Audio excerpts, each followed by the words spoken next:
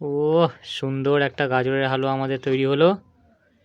তো চলে এলাম আরও একটা নতুন রেসিপি নিয়ে। আজকে আমরা বানাবো গাজরের হালুয়া, একদম দোকানের মতো গাজরের হালুয়া বানিয়ে দেখাবো। তো এর জন্য আমরা নিয়েছি এখানে 250 গ্রাম মতো গাজর রয়েছে।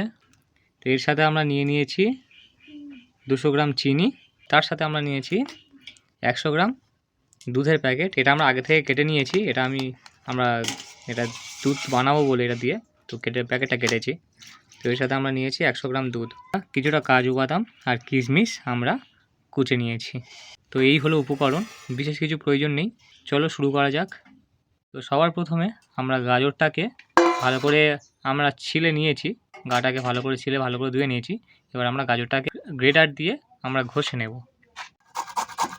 ঠিক এইভাবে আমরা গাজরটাকে ঘষে নেব, গ্রেট করে নেব।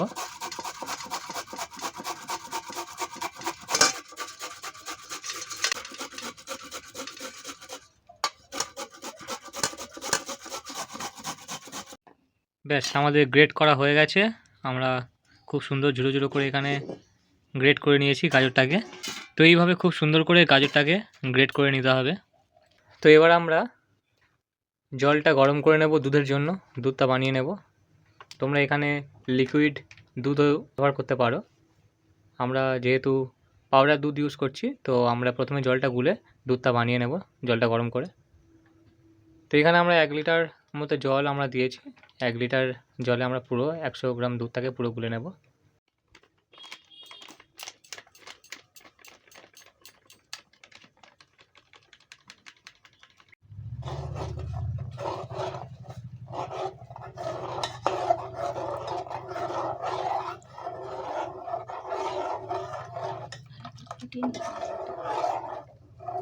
দুধটা খুব ভালো করে ফুটিয়ে নিতে হবে।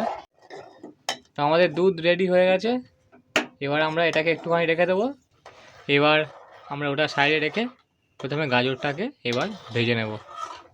তো গাজর ভাজার জন্য আমরা এখানে ঘি ব্যবহার করব। তোমরা চাইলে ঘিয়ের পরিবর্তে সাদা তেলও ব্যবহার করতে পারো।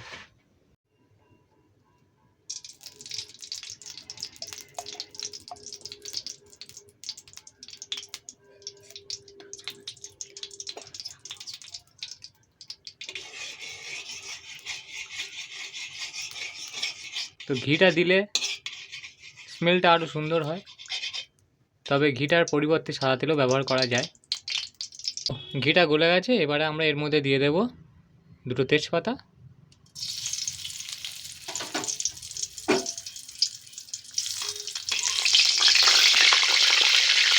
এবার আমরা গ্রেট করে রাখা গাজরগুলোকে দিয়ে দিলাম।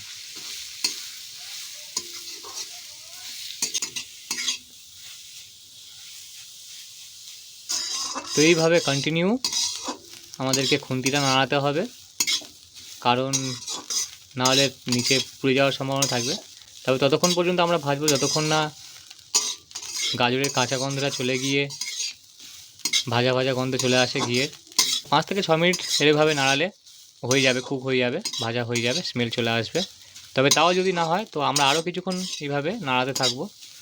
তো একদম কাঁচা গন্ধটা গাজরে চলে গেলে আমরা এর মধ্যে দিয়ে দেবো দুধটাকে।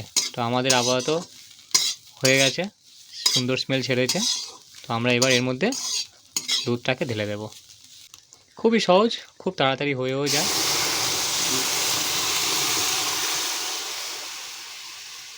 ব্যাস এবার এর মধ্যে আমরা চিনিটাকে দিয়ে দেব।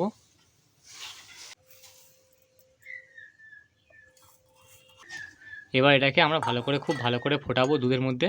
এরকম সবসময় নাড়াতে হবে, নাড়িয়ে নাড়িয়ে দুধটাকে গাঢ় করতে হবে। আমরা 2টো এলাচও দিয়ে দিলাম এর মধ্যে, সুন্দর স্মেল হওয়ার জন্য। দুধটা আমরা খুব ভালো করে ফোটাবো, গাঢ় হওয়ার জন্য অপেক্ষা করব।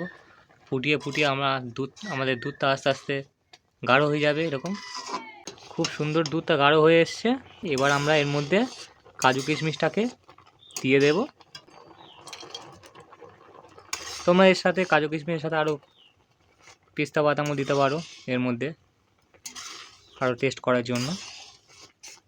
1 থেকে 1.5 মিনিট আমরা ফুটিয়ে নামিয়ে নেব। খুব সহজ, খুব তাড়াতাড়ি হয়েও যায়। একদম দোকানের মতো আমরা গাজরের হালুয়া ঘরে বানিয়ে ফেলতে পারি। তো তোমরা সবাই ট্রাই করো এরকমভাবে। ও সুন্দর একটা গাজরের হালুয়া আমাদের তৈরি হলো। তো তোমরা বাড়িতে এইভাবে বানাও, আর কেমন লাগলো কমেন্ট করে জানাও সবাই। ভিডিওটা ভালো লাগলে লাইক করে দেবে, চ্যানেলটাকে সাবস্ক্রাইব করে দেবে। তো ফিরছি পরের ভিডিওতে নতুন আবার একটা রেসিপি নিয়ে।